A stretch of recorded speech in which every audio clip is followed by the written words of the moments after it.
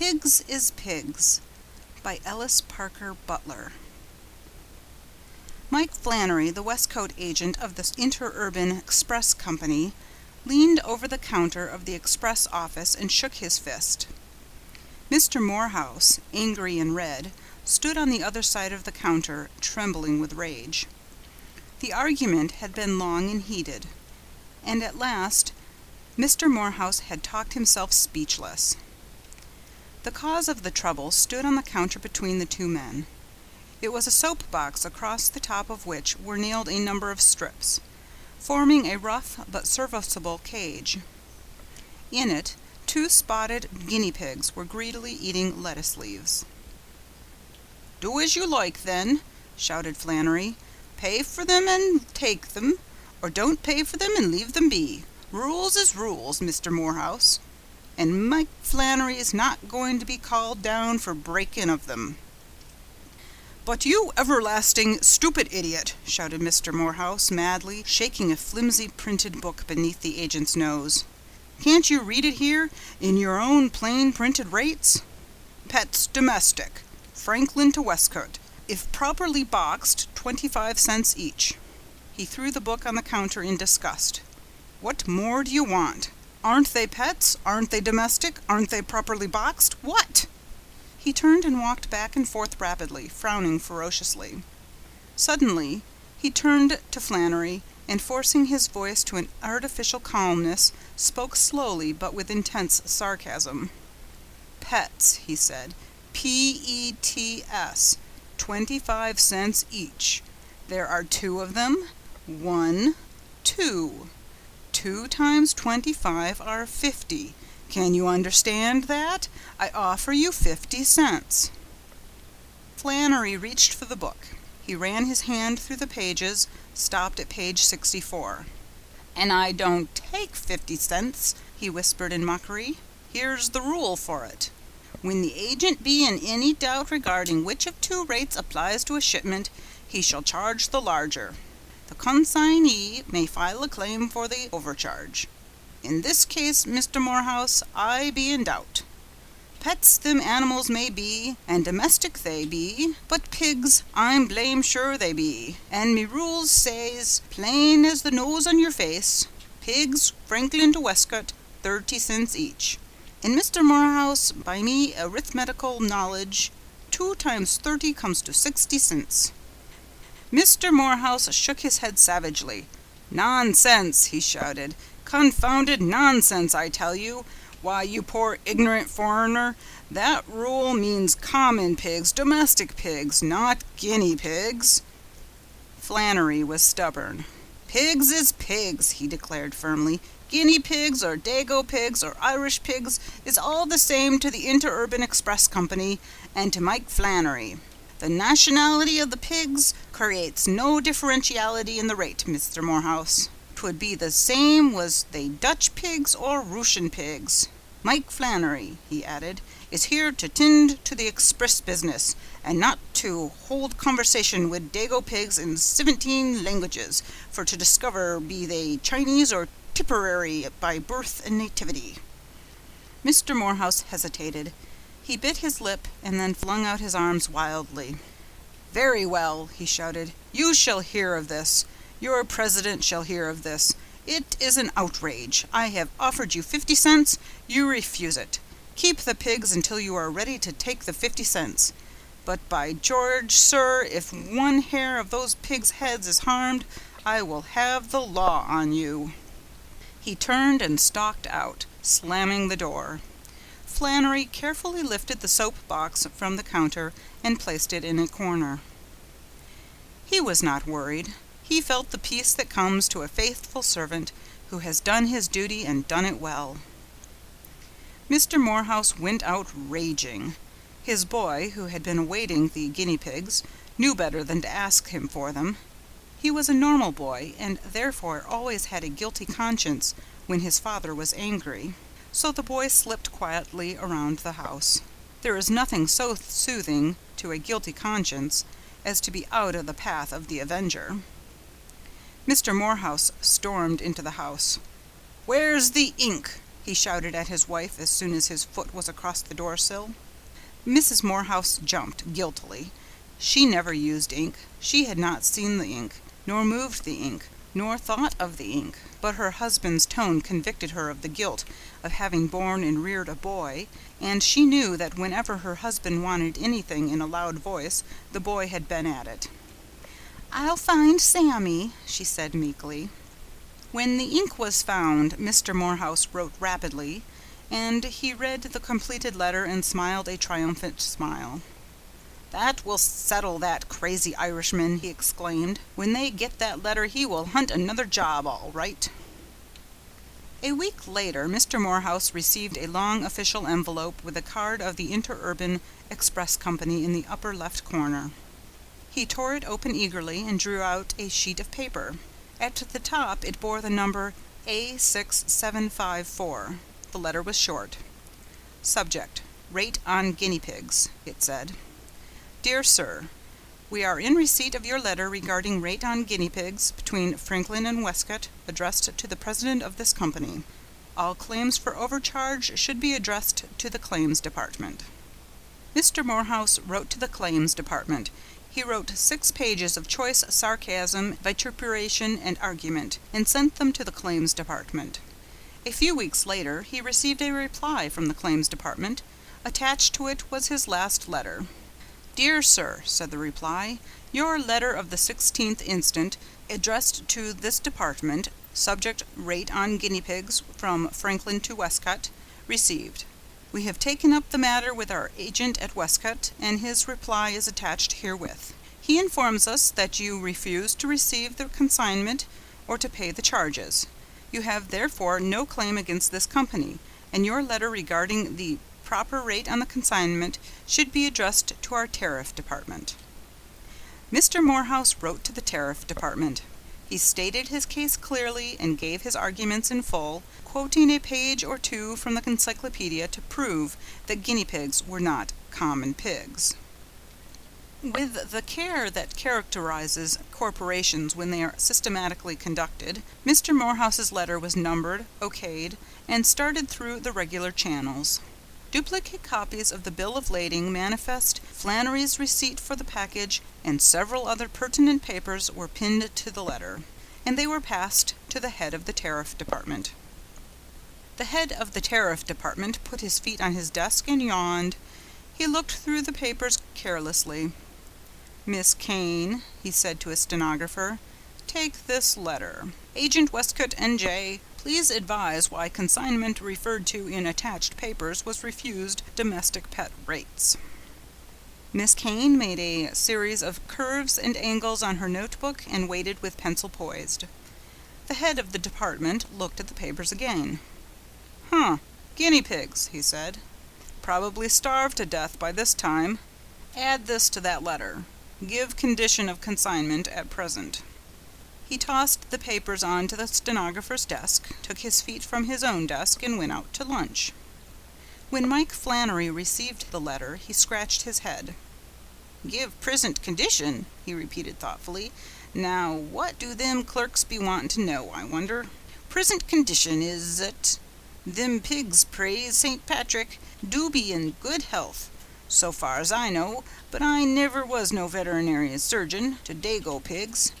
Maybe them clerks wants me to call in the pig doctor and have their pulses took. One thing I do know, however, which is their glorious appetites for pigs of their soys. They'd ate the brass padlocks off a barn door, if the paddy pig, by the same token, ate as hearty as these dago pigs do, there'd be a famine in Ireland." To assure himself that his report would be up to date, Flannery went to the rear of the office and looked into the cage. The pigs had been transferred to a larger box, a dry goods box. 1, 2, 3, 4, 5, 6, 7, 8, he counted. 7 spotted and 1 all black. All well and 'earty, and all eatin' like ragin' hippopotamuses. He went back to his desk and wrote. "Mr. Morgan, head of tariff department," he wrote. "Why do I say dago pigs is pigs? Because they is pigs. and will be till you say they ain't, which is what the rule book says. Stop jollying me, you know it is as well as I do. As to health, they are all well, and hoping you are the same. P.S. There are 8 now, the family increased, all good eaters. P.S. I paid out so far $2 for cabbage, which they like. Shall I put in bill for same what? Morgan, head of the tariff department, when he received this letter, laughed. He read it again and became serious. By George, he said, Flannery is right. Pigs is pigs. I'll have to get authority on this thing. Meanwhile, Miss Kane, take this letter. Agent Westcott, N.J., regarding shipment, guinea pigs, file number A6754, Rule 83, General Instruction to Agents, clearly states that agents shall collect from consignee all costs of provender, etc., etc., required for livestock while in transit or storage. You will proceed to collect same from consignee. Flannery received this letter next morning, and when he read it he grinned. Proceed to collect, he said softly. How them clerks do like to be talkin'. Me proceed to collect $2.24 off Mr. Morehouse. I wonder do them clerks know Mr. Morehouse? I'll get it, oh yes. Mr. Morehouse, 2 1/4, please. Certainly, my dear Flannery, delighted. Not. Flannery drove the express wagon to Mr. Morehouse's door. Mr. Morehouse answered the bell. Aha, he cried as soon as he saw it was Flannery. So you've come to your senses at last, have you? I thought you would. Bring the box in. I have no box, said Flannery coldly. I have a bill again, Mr. John C. Morehouse, for $2.25 for cabbages eaten by his dago pigs. Would you wish to pay it? Pay cabbages? Gasped Mr. Morehouse. Do you mean to say that 2 little guinea pigs? 8, said Flannery. Papa and Mama and the 6 children. 8. For answer, Mr. Morehouse slammed the door in Flannery's face. Flannery looked at the door reproachfully. I take it the consignee don't want to pay for them cabbages, he said. If I know signs of refusal, the consignee refuses to pay for 1 dang cabbage leaf, and be hanged to me. Mr. Morgan, the head of the tariff department, consulted the president of the Interurban Express Company regarding guinea pigs, as to whether they were pigs or not pigs. The president was inclined to treat the matter lightly. What is the rate on pigs and on pets? He asked. Pigs 30 cents, pets 25, said Morgan. Then of course guinea pigs are pigs, said the president. Yes, agreed Morgan. I look at it that way too. A thing that can come under 2 rates is naturally due to be classed as the higher. But are guinea pigs pigs? Aren't they rabbits? Come to think of it, said the president, I believe they are more like rabbits. Sort of halfway station between pig and rabbit. I think the question is this, are guinea pigs of the domestic pig family? I'll ask Professor Gordon, he is authority on such things. Leave the papers with me. The president put the papers on his desk and wrote a letter to Professor Gordon. Unfortunately, the professor was in South America, collecting zoological specimens, and the letter was forwarded to him by his wife. As the professor was at the highest Andes, where no white man had ever penetrated, the letter was many months in reaching him. The president forgot the guinea pigs, Morgan forgot them, Mr. Morehouse forgot them, but Flannery did not. 1/2 of his time he gave to the duties of his agency. The other half was devoted to the guinea pigs. Long before Professor Gordon received the president's letter, Morgan received one from Flannery. About them dago pigs, it said. What shall I do? They are great in family life. No race suicide for them. There are 32 now. Shall I sell them? Do you take this express office for a menagerie? Answer quick. Morgan reached for a telegraph blank and wrote, Agent Westcote, don't sell pigs. He then wrote Flannery a letter calling his attention to the fact that the pigs were not the property of the company, but were merely being held during a settlement of a dispute regarding rates. He advised Flannery to take the best possible care of them. Flannery, letter in hand, looked at the pigs and sighed. The dry goods box cage had become too small. He boarded up 20 feet of the rear of the express office to make a large and airy home for them, and went about his business. He worked with feverish intensity when out on his rounds, for the pigs required attention and took most of his time. Some months later, in desperation, he seized a sheet of paper and wrote 160 across it and mailed it to Morgan. Morgan returned it asking for explanation. Flannery replied, "There be now 160 of them dago pigs. For heaven's sakes, let me sell off some. Do you want me to go crazy, what?" "Sell no pigs," Morgan wired. Not long after this, the president of the express company received a letter from Professor Gordon. It was a long and scholarly letter, but the point was that the guinea pig was the Cava eperoria, while the common pig was the genus Sus of the family Suidae. He remarked that they were prolific and multiplied rapidly. "They are not pigs," said the president decidedly to Morgan. "The 25-cent rate applies." Morgan made the proper notation on the papers that had accumulated in file A6754 and turned them over to the audit department.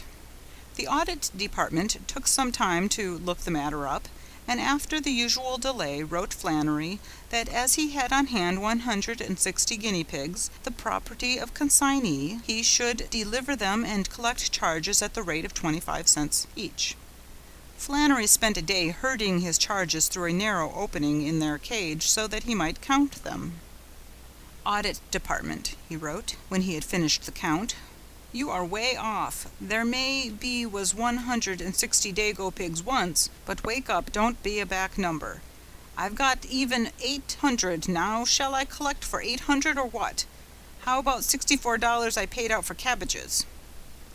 It required a great many letters back and forth before the audit department was able to understand why the error had been made of billing 160 instead of 800, and still more time for it to get the meaning of the cabbages. Flannery was crowded into a few feet at the extreme front of the office. The pigs had all the rest of the room, and 2 boys were employed constantly attending to them. The day after Flannery had counted the guinea pigs, there were 8 more added to his drove, and by the time the audit department gave him authority to collect for 800, Flannery had given up all attempts to attend to the receipt or the delivery of goods. He was hastily building galleries around the express office, tier above tier. He had 4,064 guinea pigs to care for. More were arriving daily. Immediately following its authorization, the audit department sent another letter, but Flannery was too busy to open it. They wrote another, and then they telegraphed. "Error in guinea pig bill. Collect for 2 guinea pigs, 50 cents. Deliver all to consignee." Flannery read the telegram and cheered up. He wrote out a bill as rapidly as his pencil could travel over paper, and ran all the way to the Morehouse home. At the gate he stopped suddenly. The house stared at him with vacant eyes. The windows were bare of curtains, and he could see into the empty rooms. A sign on the porch said, "To let." Mr. Morehouse had moved! Flannery ran all the way back to the express office. 69 guinea pigs had been born during his absence. He ran out again and made feverish inquiries in the village. Mr. Morehouse had not only moved, but he had left Westcote. Flannery returned to the express office and found that 206 guinea pigs had entered the world since he left it. He wrote a telegram to the audit department. "Can't collect 50 cents for 2 dago pigs. Consignee has left town. Address unknown. What shall I do? Flannery." The telegram was handed to one of the clerks in the audit department, and as he read it he laughed. "Flannery must be crazy. He ought to know that the thing to do is to return the consignment here," said the clerk. He telegraphed Flannery to send the pigs to the main office of the company at Franklin. When Flannery received the telegram, he set to work. The 6 boys he had engaged to help him also set to work. They worked with the haste of desperate men, making cages out of soap boxes, cracker boxes, and all kinds of boxes, and as fast as the cages were completed, they filled them with guinea pigs and expressed them to Franklin. Day after day the cages of guinea pigs flowed in a steady stream from Westcote to Franklin, and still Flannery and his 6 helpers ripped and nailed and packed, relentlessly and feverishly. At the end of the week they had shipped 280 cases of guinea pigs, and there were in the express office 704 more pigs than there were when they began packing them. "Stop sending pigs, warehouse full," came a telegram to Flannery. He stopped packing only long enough to wire back, "Can't stop," and kept on sending them. On the next train up from Franklin came one of the company's inspectors. He had instructions to stop the stream of guinea pigs at all hazards. As his train drew up at Westcote Station, he saw a cattle car standing on the express company's siding. When he reached the express office, he saw the express wagon backed up to the door. 6 boys were carrying bushel baskets full of guinea pigs from the office and dumping them into the wagon. Inside the room, Flannery, with his coat and vest off, was shoveling guinea pigs into bushel baskets with a coal scoop. He was winding up the guinea pig episode. He looked up at the inspector with a snort of anger. "One wagon load more, and I'll be quit of them, and niver will ye catch Flannery with no more foreign pigs on his hands. No, sir, they near was the death o' me. Next time I'll tell that pigs of whatever nationality is domestic pets, and go at the lowest rate." He began shoveling again rapidly, speaking quickly between breaths. "Rules may be rules, but you can't fool Mike Flannery twice with the same trick. When it comes to livestock, dang the rules. So long as Flannery runs this express office, pigs is pets, and cows is pets, and horses is pets, and lions and tigers and Rocky Mountain goats is pets, and the rate of them is 25 cents. He paused long enough to let one of the boys put an empty basket in the place of the one he had just filled. There were only a few guinea pigs left. As he noted their limited number, his natural habit of looking on the bright side returned. "Well, anyhow," he said cheerfully, "'tis not so bad as it might be. What if them pigs had been elephants?" End of Pigs is Pigs.